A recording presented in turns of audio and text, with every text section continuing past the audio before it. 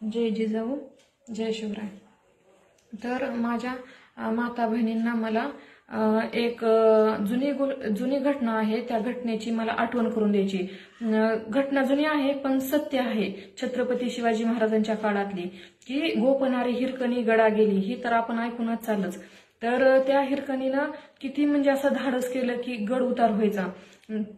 तर तिनं गड उतार का झाली, तर तिचं लेकरू तिथं होतं की एक आई स्वतःच्या लेकरासाठी किती कठोर निर्णय घेऊ शकते हे आपल्याला त्याच्यातून शिकायला भेटते।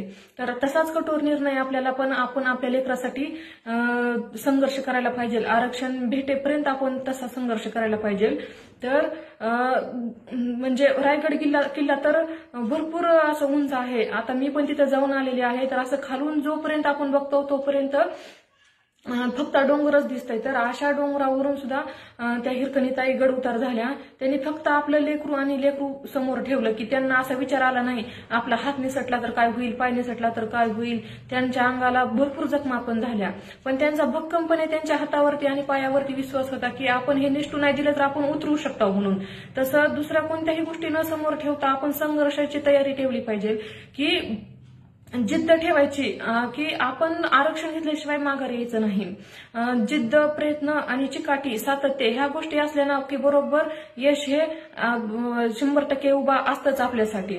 तर त्याच्यामुळे प्रत्येक माता माऊलींनी ध्यानात ठेवायचं की आपली मुलं फक्त राज्यात लागू शकतात, ती केंद्रात जाऊ शकत नाही, ती किती पण त्यांनी टक्केवारी घेऊ द्या। तर आपल्या मुलांना वरी केंद्रात सुद्धा पाठवायचं आहे, त्याच्यामुळे आपल्याला आरक्षणाची भरपूर गरज आहे। आपल्याकडे आता शेती पण भरपूर कमी झाली, आता कुणाकडे एखादा एकर आहे, कुणाकडे 2 एकर आहे, तर कुणाकडे काहीच नाही। तर भरपूर विद्यार्थ्यांची पण संख्या असं वाढली की ती जीवाचं पण काही बरं वाईट करून घेतात। तर माझ्या माता माऊल्यांना मला एकच विनंती करायची की आता अंतरवाली सराटीतला प्रत्येक घरातल्या माता माऊलींनी तिकडे यायचं आणि दादांना पाठिंबा द्यायचा।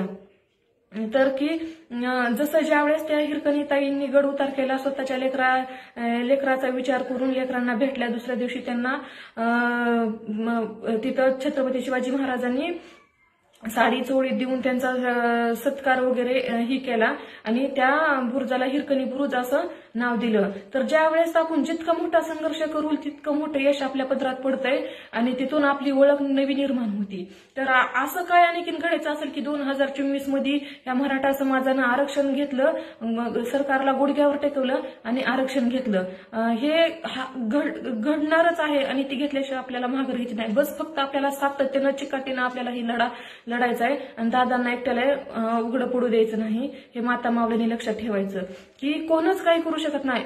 आ म्हणजे आई आणि आ म्हणजे आत्मा आणि ई म्हणजे ईश्वर। तर आई नावात इतकी शक्ती आहे की आपल्या स्वतःच्या लेकराच्या सुखासाठी ती कोणत्याही टोकाचा निर्णय घेऊ शकते आणि कोणतंही पाऊल उचलू शकते। आजपर्यंत आपण त्यांच्या गोळ्या खाल्ल्या, लाट्या खाल्ल्या, काट्या खाल्ल्या, जर वेळ आली तर आपल्याला पण तसंच त्यांना प्रत्युत्तर द्यावं लागल, हे असं ठाम भूमिका घ्यायची, पण आपलं हक्काचं आरक्षण घेतल्याशिवाय आता माघार घ्यायची नाही। एक मराठा लाख मराठा, जय जिजाऊ जय शिवराय।